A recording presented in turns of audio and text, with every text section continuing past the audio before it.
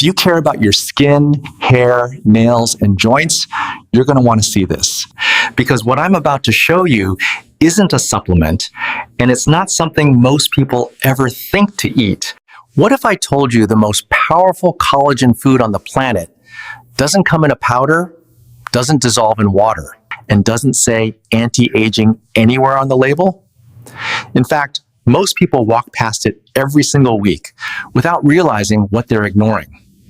Right now, millions of people are spending serious money on collagen supplements, hoping they'll protect their skin, their joints, their gut. But here's the uncomfortable truth.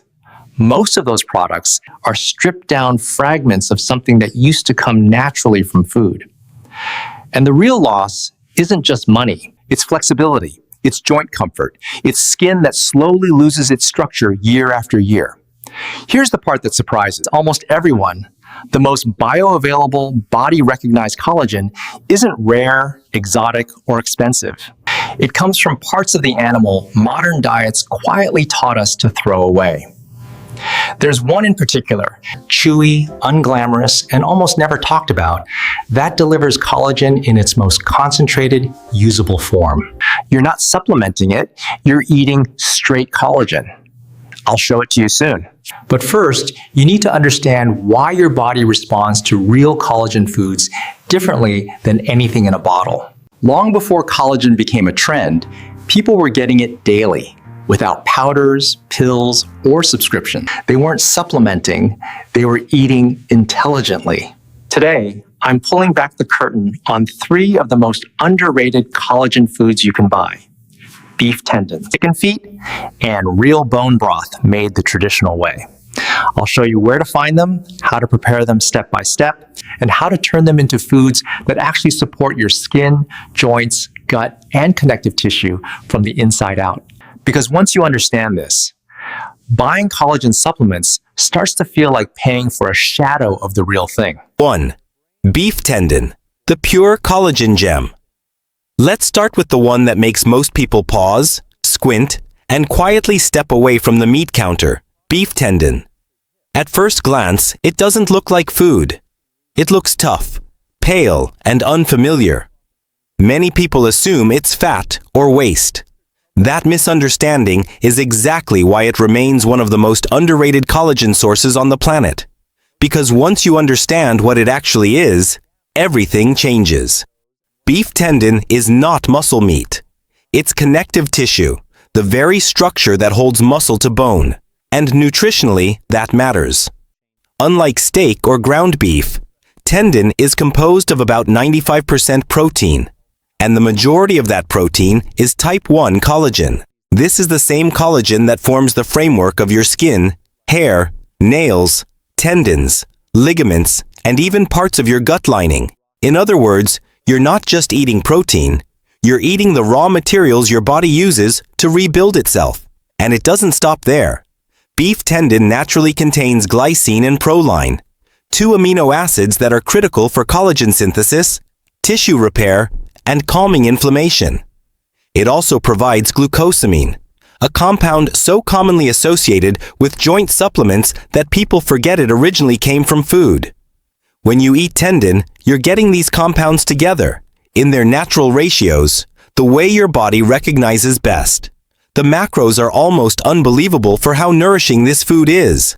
A 3-ounce serving contains roughly 131 calories, 32 grams of protein, just 1 gram of fat, and 0 carbohydrates. That makes it incredibly efficient, highly satisfying without being heavy, and compatible with ketogenic, carnivore, low-carb, and ancestral-style diets. Now let's talk about preparation, because this is where most people get intimidated. Raw beef tendon is extremely tough, so tough that a knife won't even make a dent. But with the right process, it transforms into something completely different. Soft, bouncy, gelatinous, and deeply satisfying to eat. The first step is simple but important. Rinse the tendons thoroughly under cold running water. This removes any surface residue and sets you up for a cleaner final result. Next comes the step you should never skip, the initial blanch. Place the tendons in a pot, cover them with cold water, and bring it to a boil. Let them simmer for about 10 to 15 minutes. You'll notice foam and cloudy impurities rising to the surface. This is exactly what you want to remove. Once that time is up, drain the pot completely and discard the water. This step dramatically improves flavor, smell, and clarity. Now the real transformation begins. Return the tendons to your pot and cover them with fresh water. From here, you have 3 options, depending on your kitchen and your patience. If you're using a pressure cooker or instant pot, cook them on high pressure for 90 minutes. If you prefer a slow cooker, let them go on low for 8 to 10 hours. And if you enjoy the traditional stovetop method, bring the pot to a boil. Then reduce it to the gentlest simmer for 4 to 6 hours. All 3 methods work. The goal is the same. Fully tender, collagen-rich tendon. Once cooked, remove the tendons and let them cool slightly. Then comes a step that makes everything easier. Chilling them overnight in the refrigerator, ideally in some of their cooking liquid. As they cool, the gelatin sets, giving the tendon a firm, elastic texture that's incredibly easy to slice. The next day, you'll find they cut cleanly into beautiful pieces. No slipping, no shredding. At this point, they're ready to use in soups, stews, stir-fries, or even crisped in an air fryer. One final tip: never throw away the cooking liquid. Once cooled, it often turns into a thick, jiggly gel. That's concentrated collagen-rich broth, liquid gold. Use it as a base for soups or freeze it for later. You can find beef tendon at most butcher shops if you ask, and almost always at Asian markets. It's affordable, deeply nourishing, and one of the most direct ways to feed your body exactly what it needs to maintain strong joints, resilient skin, and a healthy gut. 2. Chicken feet, the forgotten kitchen treasure. If beef tendon is the collagen gem people avoid because it looks unfamiliar, chicken feet are the one people avoid because they look a little too familiar. To many Western eyes, they don't even register as food. They're something to be discarded, ignored, or politely declined. And that's a massive nutritional mistake. Chicken feet are made almost entirely of skin, cartilage, tendons, and connective tissue, which is exactly where collagen lives. In particular, they are rich in type 2 collagen, the form most closely associated with cartilage health and joint cushioning. If your knees, hips, fingers, or shoulders have started reminding you of their presence more often than you'd like, this is the kind of collagen your body understands immediately. Beyond collagen, chicken feet naturally contain chondroitin, a compound so prized for joint health that it's often paired with glucosamine in supplements. They also provide calcium and phosphorus, supporting bone strength in a way that's gentle and food-based rather than aggressive or artificial. And perhaps most impressively, they do all of this at a price point that's almost laughable. In many markets, chicken feet are one of the cheapest animal foods available. The key to loving chicken feet is preparation. When handled correctly, they don't taste strange, they don't smell odd, and they don't feel intimidating. They become tender, silky, and deeply satisfying. Start with cleaning. Rinse the feet thoroughly under cold water. Using kitchen shears, snip off the tips of the claws at the last joint and discard them. This step alone makes them feel much more approachable. Next comes what I call the deodorizing step, and it's essential. Place the cleaned feet in a pot, cover with water, and add a few slices of fresh ginger or a splash of vinegar. Bring the pot to a boil and let it cook for 5 to 7 minutes. This quick boil removes any residual odor and impurities. Drain the pot, rinse the feet again, and you're left with a clean, neutral base ready to absorb flavor. Now it's time to cook them until tender. If you're using a pressure cooker, cover the feet with fresh water or broth and cook on high pressure for 25 to 30 minutes. On the stovetop, place them in a covered pot with enough liquid to submerge them and let them simmer gently for 1.5 to 2 hours. You'll know they're ready when the skin and connective tissue are soft and easily pull away from the small bones.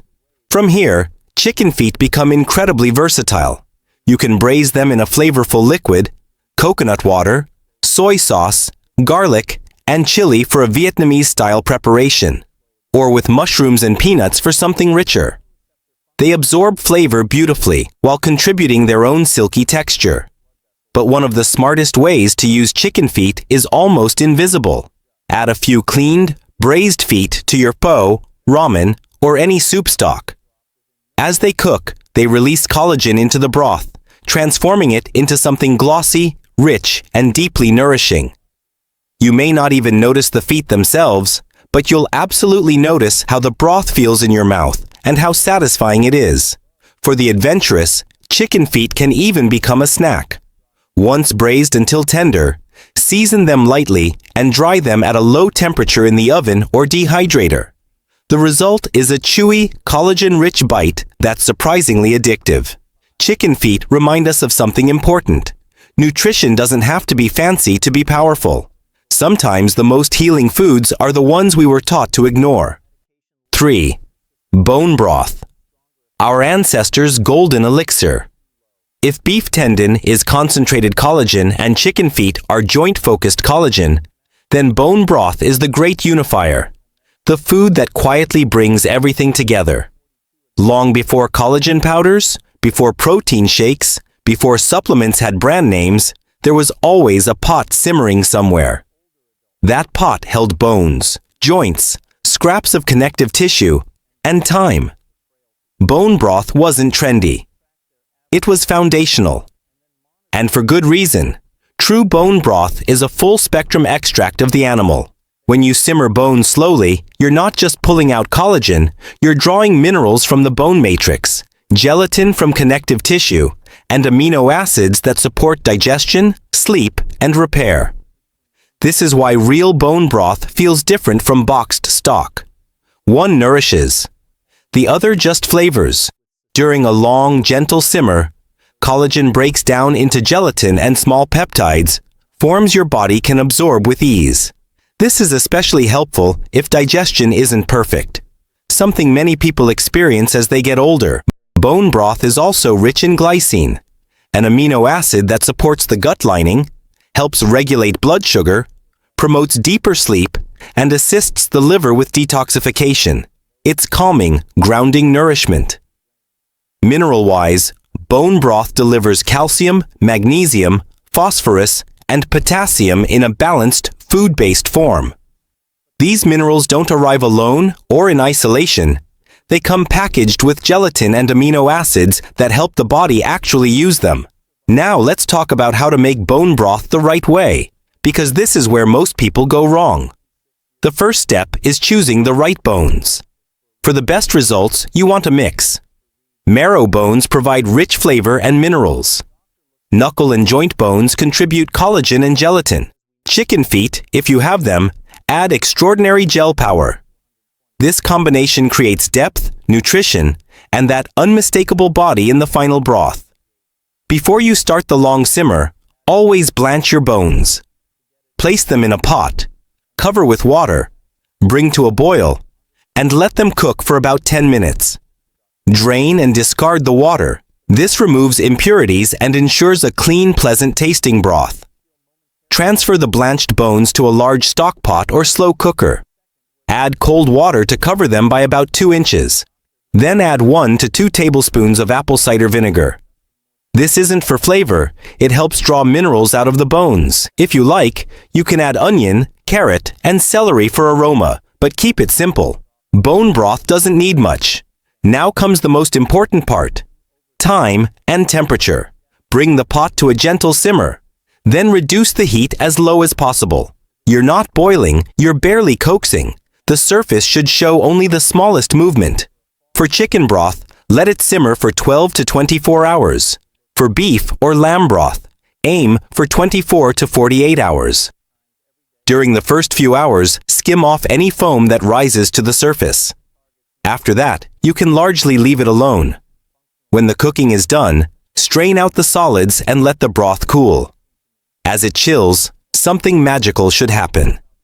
A properly made bone broth will set into a firm, wobbly jelly in the refrigerator. That jiggle is your confirmation. You've extracted real gelatin and collagen. store your broth in the refrigerator for up to 5 days, or freeze it in portions for later use. Ice cube trays are perfect for this. Bone broth is incredibly versatile. You can sip it warm with a pinch of sea salt in the morning or evening. You can use it as the cooking liquid for rice, quinoa, or lentils. Use it as the base for soups, stews, sauces, and gravies. You can even sauté vegetables in it. Every time you use it, you're quietly upgrading the nutrition of your meal. This is not a supplement. This is a foundation. So tell me, which of these collagen powerhouses are you most excited to try first? Let me know in the comments. If this guide helped you see collagen in a new way, give the video a thumbs up, subscribe, and share it with someone who still thinks the best supplements come from a bottle, when in reality they come from a pot gently simmering on the stove.